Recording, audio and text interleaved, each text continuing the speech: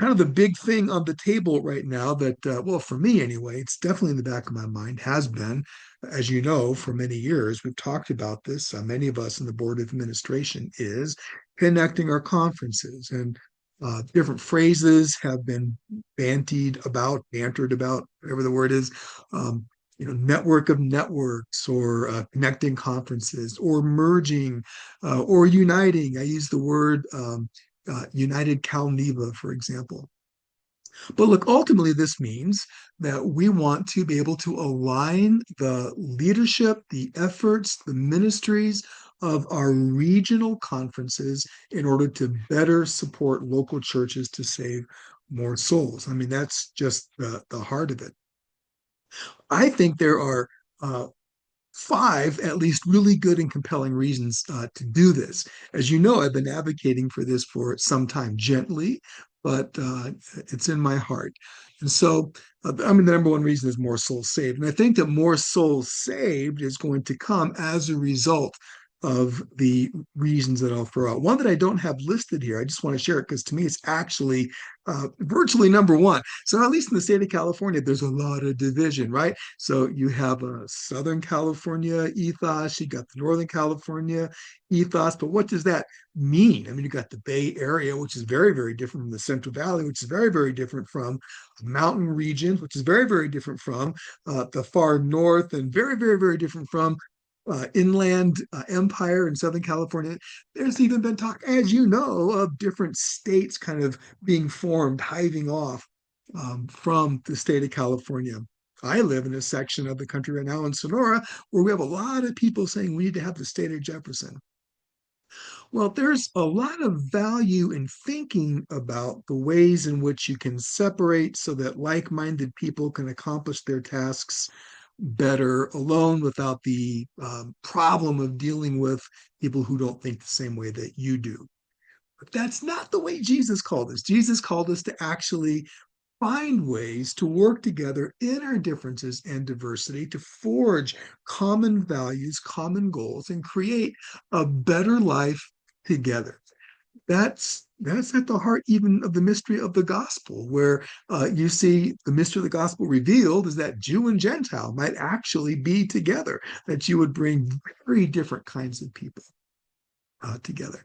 Well, what if the Free Methodist Church said, instead of, it's we got a little vibe in Southern California, we got a vibe in Northern California. Those cultures are so different they can't do anything together. I actually think that it is a symbolic and spiritual imperative to say we can cooperate together, even if there are differences in our culture, and let's show the world how in Jesus' name. So for me, that theologically, philosophically, and spiritually is one of the key drivers behind this.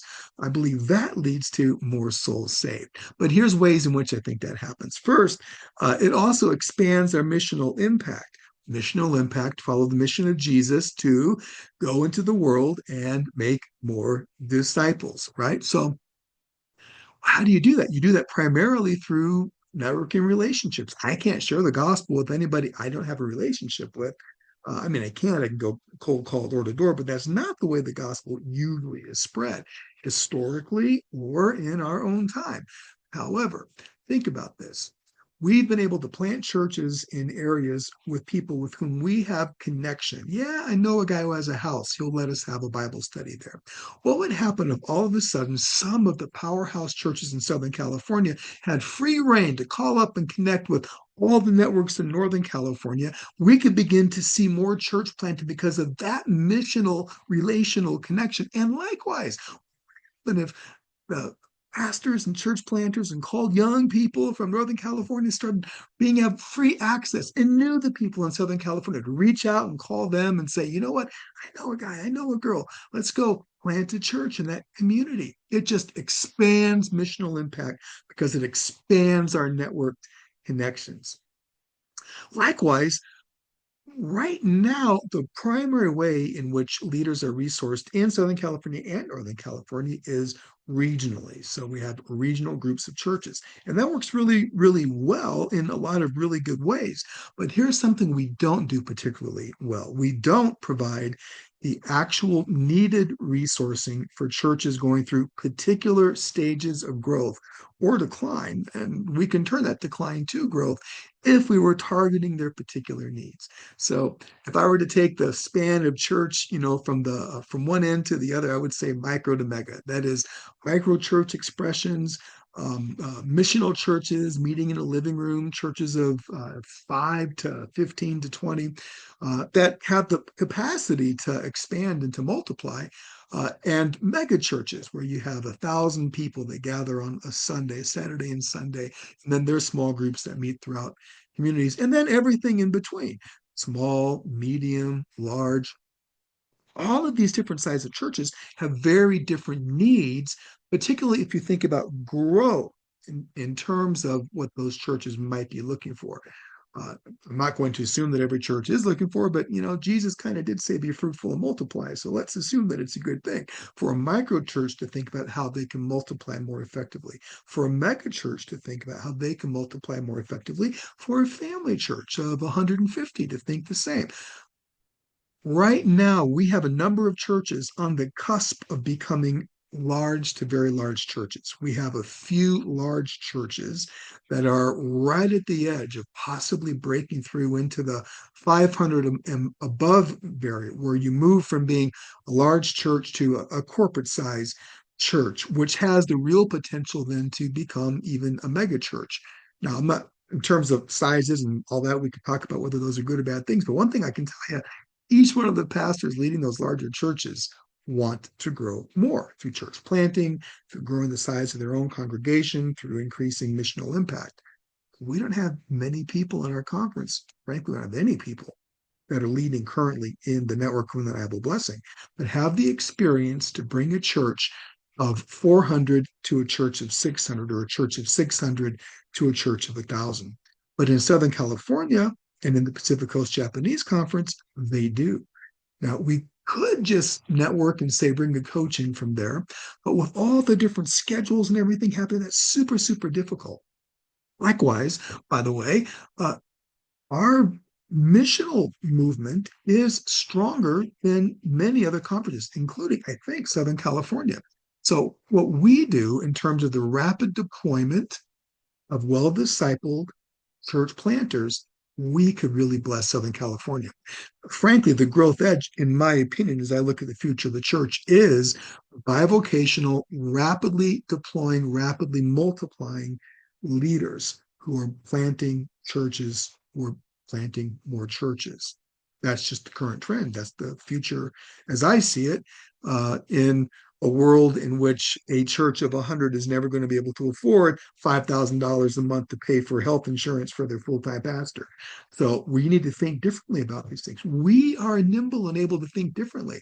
And I think we can bless the Southern California Conference in a big way. All of this is to say, if we were to do more of a connection, even a merger, I think we could see a reorientation of the way we provide leadership support for churches based upon need more than based upon region. And I'm really excited about that potential as much as any other aspect, which the next aspect I'm going to talk about, streamlined structure, is a piece of that. I have to be administrative in my thinking in my role as a superintendent. Um, I'm not by nature that way. I want to think about winning the world for Jesus and telling the next soul about the good news of the gospel. But at the same time, thinking structurally and strategically to be able to streamline our infrastructure between the conferences that would just be a boon. It would be a godsend, in my opinion. So right now we have three conferences: Pacific Coast Japanese, Southern California, Network of Undeniable Blessing, that have completely separate infrastructures in place to manage budgets, to pay conference staff, to fund and organize training opportunities, to do MEG board training and development, and you name it. We have all these different ways of doing things, which, by the way, different ways of doing things isn't bad, but we're paying for and creating ways of doing things that are not very well aligned.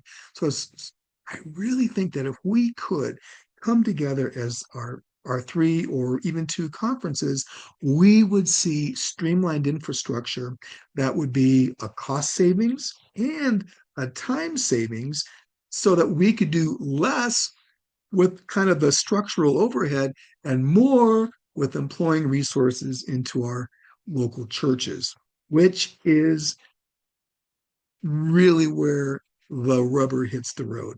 Everything I've talked about has been surrounding the big goal of resourcing local churches to accomplish the vision that God gives them, even as altogether we seek to multiply spirit led believers who lovingly belong and undeniably bless the world, or to catalyze the spirit filled movement, spirit fueled movement that catalyzes the multiplication of leaders, churches around the country. So, either which way, as we catch that vision, as we know our Free Methodist way, as we hold the heart of our values near and dear, man, the ability to bless local churches with all their different expressions of those core values will be magnified exponentially in all the ways that I just talked about. So that's not just a blank statement.